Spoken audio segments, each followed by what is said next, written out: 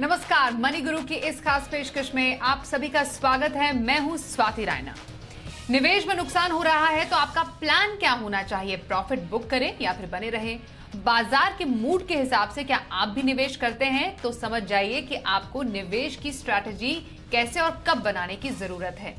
हमारे साथ आज खास मेहमान है। सबसे पहले एक्सपर्ट का परिचय करा दें। Hemant Rustagi, CEO Wise Invest private limited. Hemant ji, बहुत स्वागत करते हैं आपका हम आज के शो में।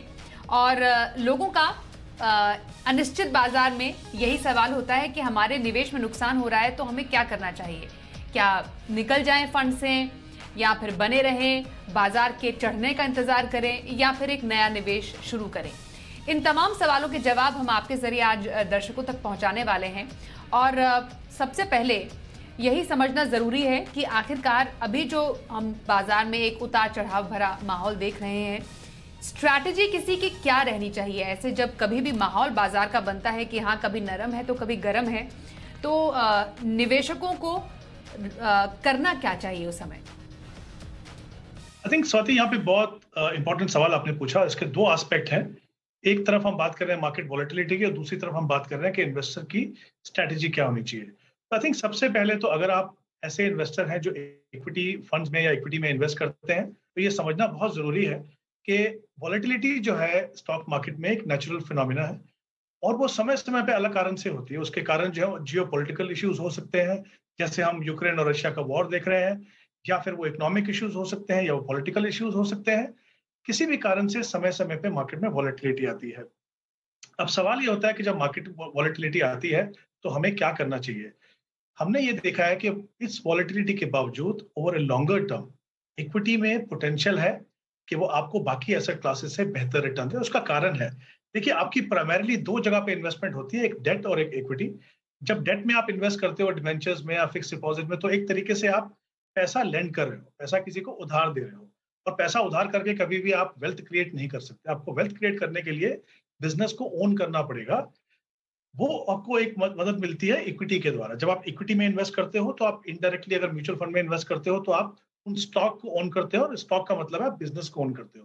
तो ये समझने की जरूरत है कि आपकी जो सोच है वो एक बिजनेस ओनर के जैसे होनी चाहिए, ना कि एक लेंडर के जैसे। तो जाहिर सी बात है, समझना है कि हमें इक्विटी के जो पोटेंशियल है लॉन्ग टर्म में, उसमें फेथ करना होगा। और दूसरी बात, फॉर्चुनेटली कुछ ऐसी स्ट्रैटेजीज हैं जिसको अगर आप अपनाएं तो उससे आप लॉन्ग टर्म में इस वॉलेटिलिटी को ना ही सिर्फ झेल पाएंगे, बल्कि इसको अपने एडवांटेज के लिए यूज करेंगे, और जिसको हम बोलते हैं बेनिफिट ऑफ एवरेजिंग। यानी आप डिसिप्लिन तरीके से इन्वेस्ट करते जाएंगे, लॉन्ग टर्म का एस्पेक्ट रखेंगे, तो डेफिनेटली काफी हद तक इसका असर कम होगा, और जो सही पोटेंशियल है इक्विटी का वो आपको देखने को मिलेगा।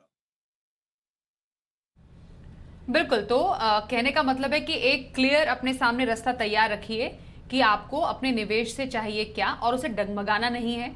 बाजार चाहे ऊपर हो चाहे नीचे हो, अगर आप अपने गोल की तरफ आगे बढ़ रहे हैं तो आपको ज्यादा परेशान होने की जरूरत नहीं है। और खासतौर पर लॉन्ग टर्म में इक्विटी तो हमेशा से ही बहुत कम अफेक्टेड रहा है किसी भी ऐसे छोटे बदलाव के चलते। अब इसमें जो निवेश अवधि है हेमंत जी, वो कितनी ज्यादा मैटर करती है यहाँ पर? क्योंकि हमें मालूम है कि अगर मानिए हमने रिटायरमेंट का गोल रखा है यहाँ पर 25 साल का, और इस दौरान बीच में बाजार के उतार चढ़ाव के कई दौर आए, जो जितने जैसे हम पिछले 2 साल से देख रहे हैं, और अचानक से सोचा कि अरे अभी ये हाल है तो 25 साल तक क्या होगा हमारे निवेश का। तो टाइम होराइजन पर भी डटे रहना, मतलब अपनी निवेश अवधि के हिसाब से अपने लक्ष्य पर बने रहना, ये कितना बड़ा एक रूल है किसी भी बाजार के अनिश्चितता में? आई थिंक मैं कहूंगा ये बहुत ही इंपॉर्टेंट एस्पेक्ट है। इनफैक्ट दो इंपॉर्टेंट एस्पेक्ट हैं यहाँ पे। एक तो ये कि आपका एक क्लियर रोड मैप होना चाहिए। रोड मैप का मतलब ये है कि आपके पास एक फाइनेंशियल प्लान होना चाहिए, यानी आप अपने पैसे से क्या अचीव करना चाहते हो, क्या आपके गोल्स हैं, आप उनको डिफाइन करते हो। लॉन्ग टर्म में, मीडियम टर्म में और शॉर्ट टर्म के गोल्स डिफाइन करते हो। और सबसे बड़ा फायदा ये कि जब आप ऐसा करते हो तो आप अपने इन्वेस्टमेंट को एक समय देते हो कि मेरी रिटायरमेंट कितने साल बाद होगी, मेरे बच्चों की एजुकेशन कितने साल बाद होगी, अगर मुझे घर खरीदना तो कितना समय मिलेगा। तो आप एक टाइम होराइजन देते हो, जैसा आपने बिल्कुल सही कहा। वो बहुत ही इंपॉर्टेंट एस्पेक्ट है, क्योंकि वो कहीं ना कहीं आपको मदद करता है ये डिसाइड करने में कि आपकी एसेट एलोकेशन क्या हो। एसेट एलोकेशन का मतलब क्या है, आप किस तरीके से अपनी इन्वेस्टमेंट को डिफरेंट एसेट क्लासेस, चाहे वो डेट हो या इक्विटी हो या गोल्ड हो, उसमें आप उसको डिवाइड करें। और जब आप ऐसा करते हैं तो आप क्या देखेंगे कि जो लॉन्ग टर्म के जो गोल्स हैं, आपके रिटायरमेंट के गोल्स हो गए या बच्चों के एजुकेशन के गोल्स हैं, वहां पे प्राइमरीली आपकी इन्वेस्टमेंट अगर इक्विटी में है, तो इसका सबसे बड़ा फायदा क्या है कि आप मेंटली तैयार हो कि मुझे ये पैसा अगले 15, 20 या 25 साल तक इसकी जरूरत नहीं है। ऐसा नहीं है कि आपका टाइम होराइजन क्लियरली डिफाइंड होने से आपको घबराहट नहीं होगी, घबराहट डेफिनेटली होगी, क्योंकि एक नेचुरल सी चीज है, आपकी मेहनत की कमाई है, आपके गोल्स से लिंक्ड है। लेकिन आपके पास, क्योंकि आप मेंटली तैयार हैं, आपको ये कंफर्ट है कि मेरे पास समय है इतना, तो उससे क्या होगा कि आप एक तो घबराएंगे नहीं, कुछ हैपहैज़र्डली कोई डिसीजन नहीं लेंगे, मार्केट से बाहर नहीं निकलेंगे। दूसरी बात, अगर आप एक डिसिप्लिन इन्वेस्टर हैं, रेगुलरली इन्वेस्ट करते जा रहे हैं, तो आप उसको कंटिन्यू करेंगे। तो देखिए क्या होगा, जैसे मैंने पहले कहा था, एक तो घबराहट कम होगी, दूसरा आप नीचे के लेवल पे इन्वेस्ट करते जाएंगे एक डिसिप्लिन तरीके से, जो एक आम इन्वेस्टर करने में घबराता है। और जब आप ऐसा करेंगे तो आपकी एवरेजिंग का फायदा क्या होगा, मतलब आप जब नीचे के लेवल पे इन्वेस्ट करेंगे तो आपकी एवरेज कॉस्ट नीचे जाएगी।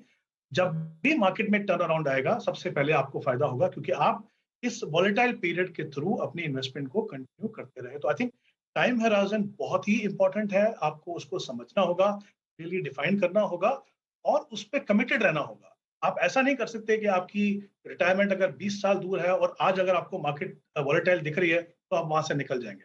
ऐसा करेंगे तो कहीं ना कहीं आप अपने फाइनेंशियल फ्यूचर के लिए बहुत बड़ा रिस्क लेंगे। और ऐसा भी हो सकता है, और इनफैक्ट डेफिनेटली होता है, कि आपके जो इंपॉर्टेंट गोल्स हैं लॉन्ग टर्म के, वहां पे आपको कंप्रोमाइज करना होगा। तो टाइम होराइजन बहुत इंपॉर्टेंट है। और एक बार आपने लॉन्ग टर्म का पैसा इक्विटी में लगाया तो उससे कमिटेड रहिए। आप देखेंगे कि ना ही, जैसे मैंने पहले भी कहा, कि उसका इम्पैक्ट कम होगा वॉलेटिलिटी का, बल्कि ये आपके लिए फायदेमंद होगी। हेमंत जी, एक और बात समझना चाहेंगे कि ऐसे समय पर पोर्टफोलियो में बदलाव कितना और कब होना चाहिए, क्योंकि हमें लगता है कि अभी तो बाजार में काफी ज्यादा चेंजेस आ रहे हैं, तो क्यों ना पोर्टफोलियो में भी कुछ रीबैलेंसिंग कर ली जाए। तो रीबैलेंसिंग एक ऐसा टूल है जिसमें हम कई बार अननेसेसरीली उसको इस्तेमाल कर लेते हैं, हर बार पे पोर्टफोलियो रीबैलेंस कर रहे हैं। तो मैं आपसे समझना चाहती हूँ कि एक तो बहुत सारे बदलावों का नुकसान, और बिल्कुल भी बदलाव न करना, उसका क्या नुकसान है, और कितना बदलाव करना चाहिए। आई थिंक ये बहुत ही इंपॉर्टेंट सवाल है। मुझे लगता है काफी इन्वेस्टर्स स्ट्रगल करते हैं जब इस इशू पे आते हैं। ये बहुत ही इंपॉर्टेंट सवाल है कि पोर्टफोलियो को रीबैलेंसिंग करना चाहिए कि नहीं, और करना है तो कब करना और कैसे करना है। देखिए, पोर्टफोलियो रीबैलेंसिंग एक बहुत ही इंपॉर्टेंट एस्पेक्ट है आपकी इन्वेस्टमेंट का, लेकिन वो आपको मार्केट के मूड के हिसाब से नहीं करना है, वो आपकी अपनी रिक्वायरमेंट के हिसाब से करना है। यानी आपकी एक सेल स्ट्रेटेजी होनी चाहिए। वो कब होगा? तब मान लीजिए आपके कुछ पर्सनल सिचुएशन में कोई फर्क आ गया हो, या फिर आप, जैसे आपने गोल डिफाइन किया 10 साल का और आपके पास सिर्फ 1 या 2 साल बचे हों, तो आप चाहते हैं कि आपके जो गेन्स हैं उनको प्रोटेक्ट करें, तब आप रीबैलेंस करते हो। और कभी-कभी आप रीबैलेंस करते हो with in different segments of the market. मतलब मार्केट सेगमेंट 3 है, large cap, mid cap, small cap. कभी-कभी ऐसा हो सकता है कि आप यू गेट कैरिड अवे और आप बहुत ही एग्रेसिव पोर्टफोलियो बना लिया, आपने ज्यादा इन्वेस्टमेंट जो है मिड कैप, स्मॉल कैप में कर ली। और जब ऐसा कुछ मार्केट में उतार चढ़ाव आता है, तो मे बी उस समय पे विद इन इक्विटी अगर आपको सेगमेंट वाइज थोड़ा सा रीबैलेंस करना तो वो आप कर सकते हो, ये देख के कि आपने पोर्टफोलियो को थोड़ा एग्रेसिव बनाया। लेकिन जहां तक equity as an asset class का सवाल है, वो चेंजेस तभी करने हैं, दो जो मैंने आपको सिचुएशन बताई। एक तो ये कि आपका गोल कंप्लीट हो रहा हो, उसमें कुछ समय बचा हो, या फिर आपकी कोई पर्सनल सिचुएशन बदली हो। अगर आपने क्लियरली, जैसा मैंने पहले भी कहा, टाइम होराइजन आपने डिफाइन किया है और आपको पता है कि जो आपने किया है वो बिल्कुल सही है, तो मुझे नहीं लगता कि मार्केट मूड के हिसाब से कोई भी पोर्टफोलियो में बदलाव करें। क्योंकि अगर आप ऐसा करेंगे तो आप एक बहुत बड़ी अपॉर्चुनिटी को गंवा देंगे। क्योंकि क्या होता है, जैसा मैंने कहा, मार्केट उतार चढ़ाव देखेगा, लेकिन लॉन्ग टर्म में मार्केट हमेशा ऊपर जाता है, तभी तो इस लेवल पे पहुंचा है। तो अगर आप ऐसा करेंगे, बाहर निकलेंगे, तो जो बहुत बड़ी अपॉर्चुनिटी हो सकती है मार्केट में अच्छे गेन्स बनाने की, उसको आप गंवा देंगे। ओके, तो ये हमने बात की, जब बाजार में उथल पुथल हो तो आप अपने निवेश का क्या करें। कुछ कॉलर से भी बात करते हैं और जानते हैं कि उनके इन्वेस्टमेंट से जुड़े सवाल क्या है। और पहले कॉलर झारखंड से अजीत कुमार साहब हमारे साथ हैं। अजीत जी, बहुत स्वागत करते हैं हम आपका शो में। आप अपने म्यूचुअल फंड इन्वेस्टमेंट से जुड़ा सवाल हमसे जानना चाह रहे थे, जिसमें आपके कुछ फंड्स में SIPs भी अभी चल रही हैं। हाँ, थोड़ा सा बताएंगे क्या अभी परेशानी पेश आ रही है आपको अपने इस इन्वेस्टमेंट में? जैसे मैं ये SBI स्मॉल कैप में 3500 रुपये का इन्वेस्ट करता हूँ। हेलो। ओके। हेलो। सुन पा रहे हैं आप, सवाल बोलते जाइए अपना। जी आवाज नहीं आ रही थी। हेलो। कोई नहीं, आप सवाल पूछिए, हम सुन पा रहे हैं। जी तो SBI स्मॉल कैप में 3500 का है और एक्सिस ब्लू चिप में 1500, एक्सिस मिड कैप में 2000 का और ये केनरा रेडोको में 1500, प्राग तारीख फ्लेक्सी कैप में 1000 का SIP चल रहा है अभी।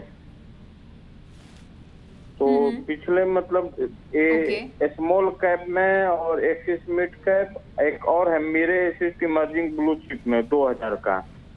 3 फंड में 2 साल से मेरा चल रहा है। तो इसमें अभी देख रहे हैं कि सारा मतलब निगेटिव ही रिटर्न दे रहा है। ओके। कितने समय से आप इन फंड्स में निवेश कर रहे हैं अजीत जी? ये SBI में 3 साल हो गया और ये एक्सिस ब्लू चिप में भी 3 साल हो गया और एक्सिस मिड कैप में 2 साल और मेरे इमर्जिंग में 2 साल। बाकी जो है अभी ये तो 4 माह से स्टार्ट किए हैं। टोटल 11.5 मतलब ऑन एन एवरेज। ठीक है, तो ऑन एन एवरेज आपका 2 से 3 साल का पुराना निवेश है जिसमें आप कह रहे हैं कि मुझे तो नेगेटिव रिटर्न मिल रहा है, करूं क्या? रिटायरमेंट पर हेमंत जी इन्हें 2 करोड़ रुपए चाहिए, 33 साल इनकी उम्र है और ये अपना नुकसान से काफी ज्यादा परेशान है, जो कि शायद हम थोड़ा बहुत अपने डिस्कशन में डिस्कस कर चुके हैं कि निवेश में नुकसान तो प्लान होना क्या चाहिए। क्या इनका ये नुकसान वाजिब है? अभी इनकी जो टेंशन है मतलब वो वाजिब है अपने नुकसान को लेकर? देखिए स्वाति, मैं टेंशन तो समझ सकता हूँ क्योंकि आप देख रहे हैं कि आपके पोर्टफोलियो की वैल्यू नीचे है, लेकिन ये कितना जस्टिफाइड है? आई थिंक जैसा हमने पहले भी बात की, मैं फिर से यहाँ पे कहूंगा, इनका जो एवरेज टाइम पीरियड जो अभी तक जिन्होंने इन्वेस्ट किया वो करीब 2 साल है और क्योंकि SIP से इन्वेस्ट करें तो इनका होल्डिंग पीरियड सिर्फ अभी तक 1 साल है। इनकी रिटायरमेंट के लिए इनको कॉर्पस चाहिए 2 करोड़ का, 25 साल का समय है इनके पास। इनकी उम्र 33 ईयर्स है। 25 साल, जैसा मैंने पहले भी कहा था, 25 साल का इनके पास समय है। आज की घबराहट, आज की वॉलेटिलिटी से घबराना बिल्कुल भी इनके लिए ठीक नहीं होगा, क्योंकि जैसा मैंने कहा इनको मौका मिल रहा है शुरुआत में ही कि वो मार्केट के काफी लोअर लेवल पे इन्वेस्ट करें और उसका जो फायदा इनको आगे जाके देखने को मिलेगा जब मार्केट यहाँ से ऊपर जाएगा। क्योंकि एज एन इन्वेस्टर ये समझना बहुत जरूरी है कि मार्केट कभी भी एक डायरेक्शन में नहीं जाता। अगर ये वॉलेटाइल पीरियड है, उससे पहले हमने बहुत अच्छा समय भी देखा था और आगे जाके फिर से देखेंगे। हाँ, वो कब से शुरू होगा वो बोलना थोड़ा मुश्किल है, लेकिन ऐसा डेफिनेटली होगा। तो आई थिंक इनको बिल्कुल भी घबराना नहीं है, इनको अपना प्रोसेस को कंटिन्यू करना है। 25 साल का समय है इनके पास।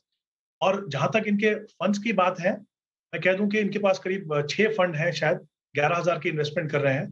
तो मुझे लगता है थोड़ा सा पोर्टफोलियो अगर कंसोलिडेट कर लें तो ये बेहतर रहेगा। इनके पास 2 ब्लू चिप फंड हैं, एक्सिस और कैनरा रोबेको, उसमें से एक रखें और दोनों को अगर ये कंबाइन कर दें 3,000 पे तो वो अच्छा रहेगा।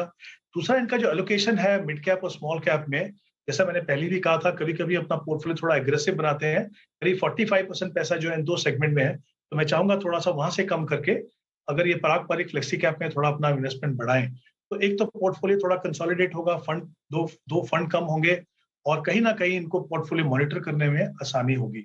अगर ये अपनी इन्वेस्टमेंट कंटिन्यू करते हैं 25 साल तक मार्केट से बिना घबराए हुए, उनका जो लक्ष्य है 2 करोड़ का वो डेफिनेटली अचीव कर पाएंगे। और मैं यहाँ पे करीब 12% का एक एनुअलाइज रिटर्न मान के चल रहा हूँ, जबकि मुझे लगता है कि 25 साल अगर आप इन्वेस्ट करें तो आपकी रिटर्न इससे डेफिनेटली बेहतर हो सकती है।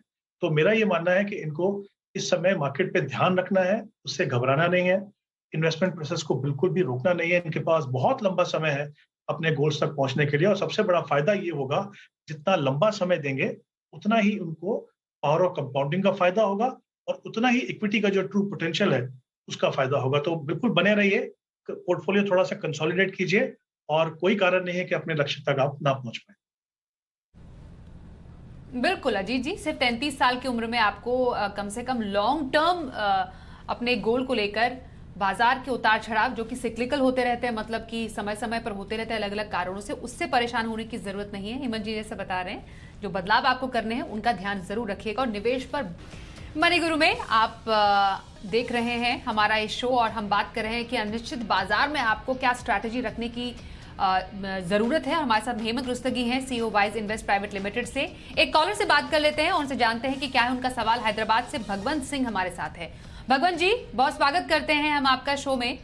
आप अपने रिटायरमेंट प्लानिंग से जुड़े हुए सवाल को हमसे जानना चाह रहे थे और कुछ ऑलरेडी इन्वेस्टमेंट है आपका और कुछ इन्वेस्टमेंट के बारे में आप हमारे एक्सपर्ट से जानना चाहते हैं। थोड़ा सा संक्षिप्त में बताइए क्या सवाल है आपका।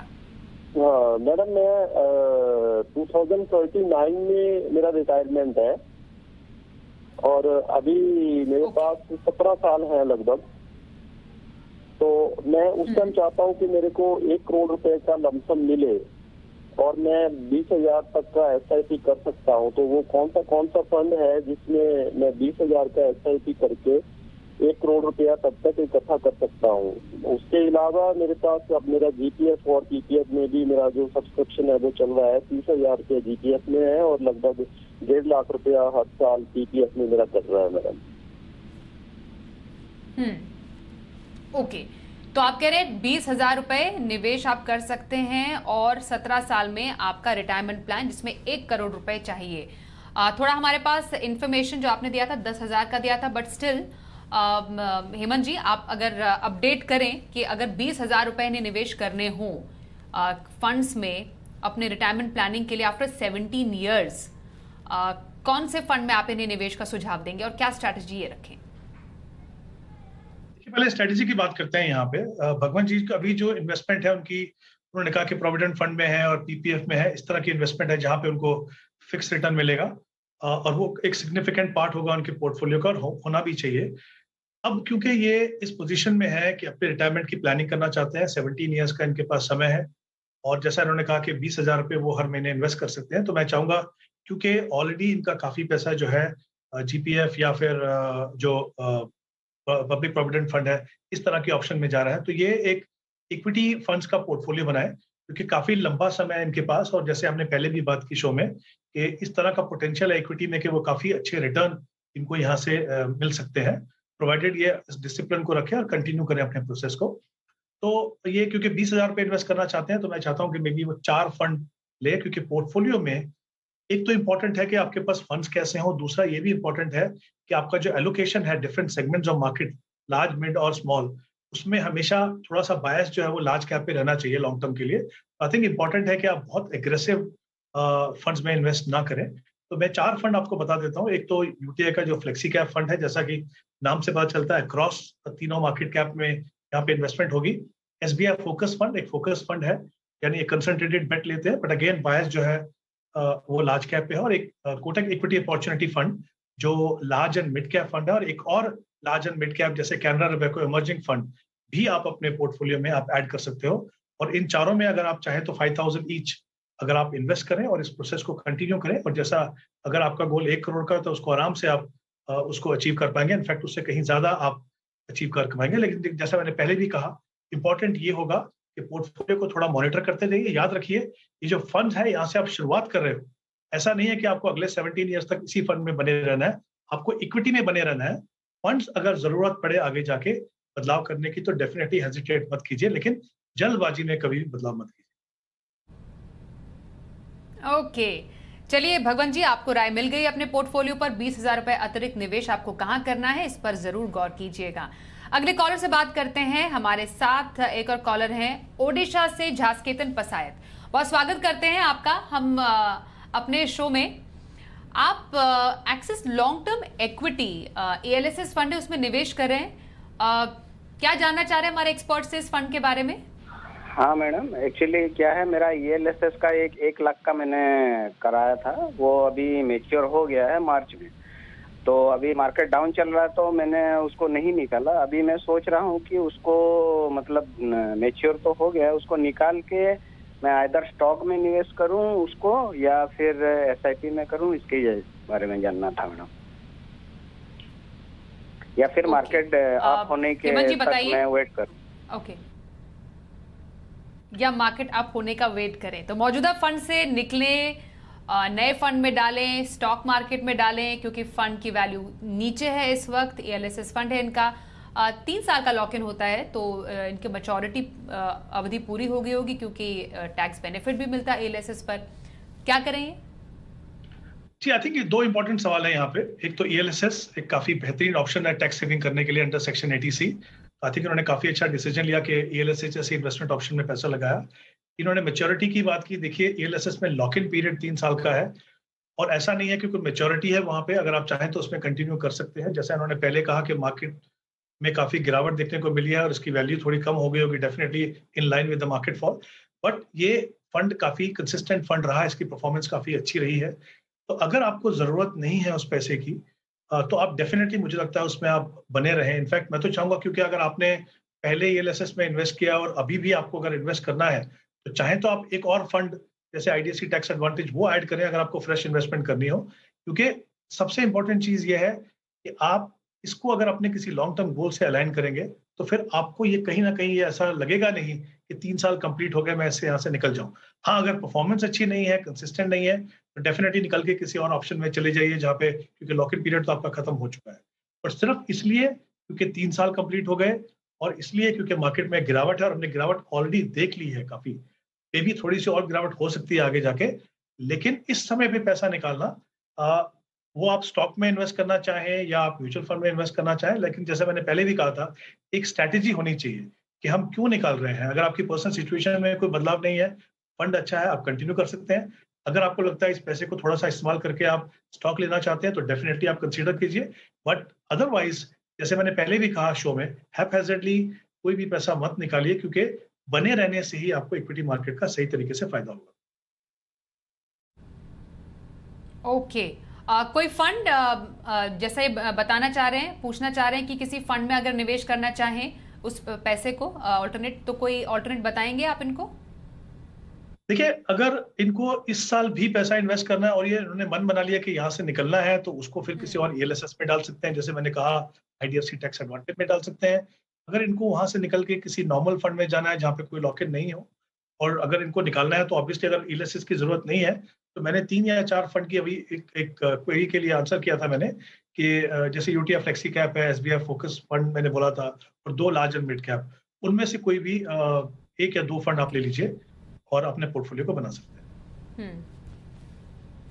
ठीक है, चलिए जहाज केतन साहब, आपको मिल गया अपने सवाल का जवाब। होपफुली आप अपने इस निवेश की गाड़ी को यूं ही अच्छे से आगे बढ़ाते रहेंगे और छोटे मोटे इन बाजार के बदलावों से ना डरकर निवेश जारी रखिए। अगला सवाल मुंबई से भारती सिकदर हमें भेज रही हैं। इनकी उम्र 57 साल है, मतलब वेरी क्लोज टू रिटायरमेंट, और ये कह रही कि इन्होंने SBI equity multi cap fund में अभी कुछ महीने पहले मार्च एंड में 2022 में 3,50,000 रुपए निवेश किए। अब क्योंकि अभी हम जून में हैं, तो कह रही हैं कि अब फंड का जो वैल्यू है वो गिर गया है। बिल्कुल लगभग मिलता जुलता सवाल हमारे प्रीवियस व्यूअर से, हेमंत जी। लगभग 3,34,000 रुपए फंड का वैल्यू आ गया है। अब ये कह रहे कि क्या करना चाहिए, अब इन्हें विड्रॉ करना चाहिए स्कीम को कि बने रहने चाहिए स्कीम को, क्योंकि ये और लॉस अभी बेयर नहीं करना चाहती हैं, और क्योंकि अभी रिटायरमेंट के करीब हैं तो वो ज्यादा चांस भी नहीं लेना चाहती। थोड़े सेफ ऑप्शंस वो आपसे जानना चाह रहे कि कौन से सेफ ऑप्शन में ये निवेश आगे जारी रखें, अगर इससे इन्हें निकलना ही है तो क्या स्ट्रैटेजी रखें? देखिए स्वाति, ये इन्वेस्टमेंट कुछ ही महीने पहले हुई है, तो ऐसा नहीं है कि उनकी जो प्रोफाइल है वो रिस्क प्रोफाइल अभी चेंज हो गई है। अगर कुछ महीने पहले आपने इन्वेस्ट किया और सिर्फ इसलिए इन्वेस्ट किया था क्योंकि स्टॉक मार्केट काफी अच्छा कर रहा था, आपको लगा कि अच्छा मौका है शॉर्ट टर्म में कुछ पैसे बनाए, तो डेफिनेटली मैं चाहूंगा कि अपनी ये रीथिंक करें इस इन्वेस्टमेंट के बारे में। और मे बी देन अगर वो बहुत ज्यादा रिस्क लेना नहीं चाहते, तो जो हाइब्रिड फंड है जैसे बैलेंस एडवांटेज फंड, उस तरह के फंड में जाएं, ताकि उनका इक्विटी एलोकेशन जो है मार्केट लेवल के हिसाब से कम या ज्यादा होता रहे और कहीं ना कहीं उसका रिस्क भी कम होगा। लेकिन अगर उन्होंने इन्वेस्ट किया with clear thinking, even if अगर आप रिटायरमेंट के नजदीक हो, तो भी मत भूलिए कि रिटायरमेंट के बाद भी आपको इन्फ्लेशन को बीट करना होगा। और ऐसा नहीं है कि उस समय पे आपको इन्फ्लेशन को बीट नहीं करना, क्योंकि आपके खर्चे तब भी बढ़ेंगे। अगर आपने सोच समझ के उसको एलोकेशन किया है, तो फिर मार्केट की गिरावट से घबराइए नहीं। कुछ ही महीने हुए हैं, एक नया फंड है, इसका पोर्टफोलियो अच्छा है, लॉन्ग टर्म में इसमें पोटेंशियल है कि वो आपको हेल्दी रिटर्न दे। तो अगर आप बहुत क्लियर हैं या थे पहले भी कि आप इसको समय दे सकते हैं, तो फिर मैं नहीं चाहूंगा कि आप इसको बदलाव करें।